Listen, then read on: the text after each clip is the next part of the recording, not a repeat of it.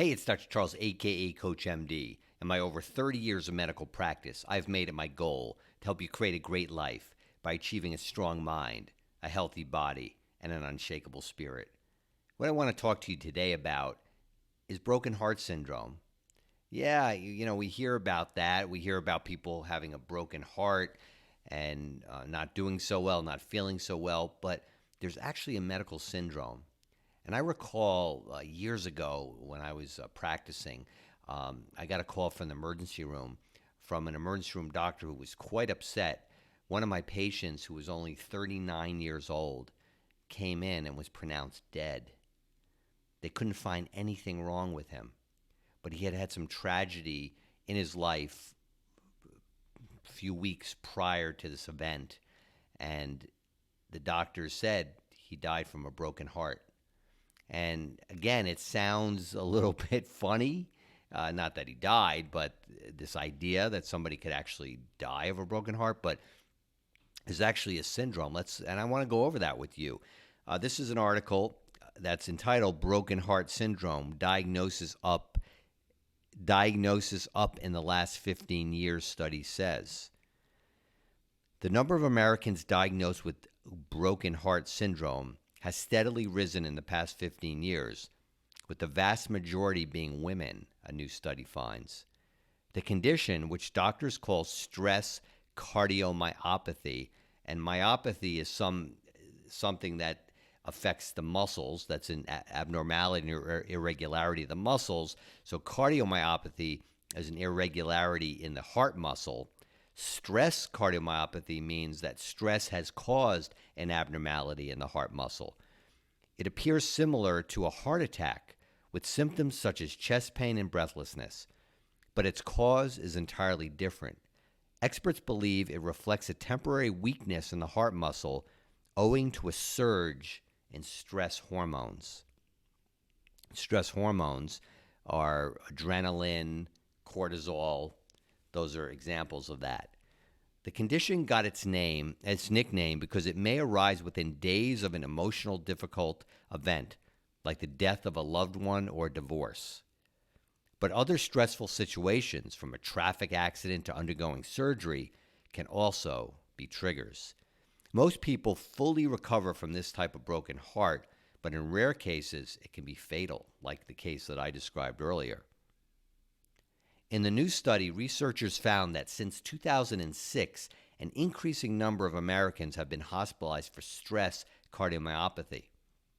The overwhelming majority, over 88%, have been women, with those aged 50 to 74 at greatest risk. And in the case that I described was the minority, which was a young male and younger than 50. It's like a window of vulnerability, said senior researcher Dr. Susan Cheng of the SMID Heart Institute at Cedars-Sinai Medical Center in Los Angeles. Exactly why women bear the brunt of stress cardiomyopathy is unclear, Cheng said, but menopause is thought to play a role. Women in menopause have the same risk factors for heart disease as men in earlier years. It seems that the hormones like estrogen and progesterone, which tail off in menopause, may serve as some type of protective to the heart. It has something to do with those hormonal changes, but that's not the whole story, Cheng said. Most women clearly do not develop stress cardiomyopathy, and researchers are still trying to understand what triggers it in certain women, she said. Stress cardiomyopathy is fairly rare, according to the American College of Cardiology. There are about 15 and 30 cases for every 100,000 Americans each year. Very rare, very small, but most doctors have seen it, or I shouldn't say most doctors. Not a small number of doctors have seen it. But the group notes the true incidence is likely higher, since people may not seek help for milder symptoms. Using a federal database that tracks hospitalizations, Cheng's team found over 135,000 documented cases of stress cardiomyopathy between 2006 and 2017. And the incidence rose steadily over time, particularly among women aged 50 to 74. In 2006, the condition was barely on the radar. By 2017, there were roughly 1,500 cases per million hospitalizations among women ages 50 to 74. I mean, that could mean that doctors are just more on the lookout for it as well. Meanwhile, women aged 75 and up also showed a rising incidence of the condition, as did men, though the numbers were much smaller. What accounts for the growing numbers? Increased awareness and diagnosis. That means increased awareness. You're going to have more recognition and then more that are going to check the box off for that particular condition, which increases the incidence or which seems to increase the incidence that might have been always there. This is according to Elon Wittstein, a stress cardiomyopathy expert at Johns Hopkins University in Baltimore. Wittstein led a 2005 study published in the New England Journal of Medicine that introduced the concept of broken heart syndrome to the wider medical field. A separate study describing cases of the novel cardiomyopathy was published in the journal Circulation at nearly the same time, he noted. So thousands of doctors became aware of this within a week, Wittstein said. That timing, he said, accounts for why hospitalizations for the condition suddenly took off in 2007. And they continue to rise as awareness grew. Again, it might have always been there, but now these studies raise the awareness, so it's now recognized. I talk a lot about that, how our brain focuses on certain things. That's a conversation for another time, but it does seem to play out here, where now that we have an awareness of something, we see it more often. And from the beginning, Wittstein said it's been clear that women account for the vast majority of cases. His 2005 study reported on 19 cases, 18 of whom were women. While the symptoms of stress cardiomyopathy mimic a heart attack, the conditions are very different, right? He's going to say because heart attacks are caused by a blockage in a large artery supplying the heart muscle. But in stress cardiomyopathy, tests show no evidence of such an obstruction, Wittstein said. Instead, the condition appears to arise when a spike in stress hormones temporarily stuns the heart muscle. But there's another instance of that. It might stun the heart muscle, but it also can increase the demand of the heart. And when the supply isn't keeping up with the demand of the heart, then even if there's no blockage, you can get an impairment.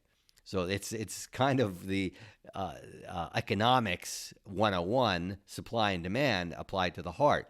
When the demand goes up, but the supply goes down, so that's such as somebody who has a blockage that's obvious, the supply of blood is not enough when the demand or stress goes up. But here, the demand may go up so much that even if there is not a blockage, the supply is still not great enough to meet that demand, and therefore an impairment of oxygen to the heart and damage to the heart muscle may occur.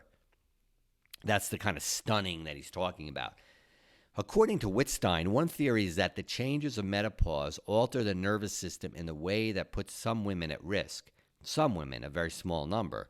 During times of stress, the smaller blood vessels of the cardiovascular system constrict rather than dilate. And that's an interesting thought, because that would explain why the supply might be impaired as well. It's more of a constriction rather than an actual blockage. People with stress cardiomyopathy may have some of the traditional risk factors for heart attack, such as high blood pressure or diabetes, conditions that also make the small blood vessels prone to dysfunction, Wittstein noted. Fortunately, he said, in most cases, the heart's pumping ability fully recovers in 1 or 2 weeks. But in rare cases, people can develop heart failure or life-threatening heart arrhythmia and die suddenly. We see that as stunned cardiac muscle in heart attacks, where if somebody has a heart attack and an echocardiogram to look at the motion of the heart is done right afterwards, a lot of times we see that the heart's not pumping, maybe 35% or 20% or 25% of its ability to pump out blood. But when you wait a few weeks, that percentage goes up, sometimes 45 to 50%, or even into the normal range. No one is certain how to prevent broken heart syndrome, and again, fortunately, it seems most people do not have repeat episodes, Wittstein said. But Cheng said it's generally wise to follow a heart-healthy lifestyle and find ways to manage stress through exercise, yoga, meditation, or getting better, for example. Yeah, I mean, obviously that is, but when that stress hits, you have to have all of these things in place to be able to have something to turn to lessen the effect and to lessen the secretion of those stress hormones. Sometimes we just don't realize that mental stress can affect our hearts too, Cheng said, and I agree with that. The findings were published this month in the Journal of the American Heart Association, and the link to this article is in the information for this video. So let me know what you think about this. Let me know your comments. Do you know anybody who's had broken heart syndrome? Have you had it?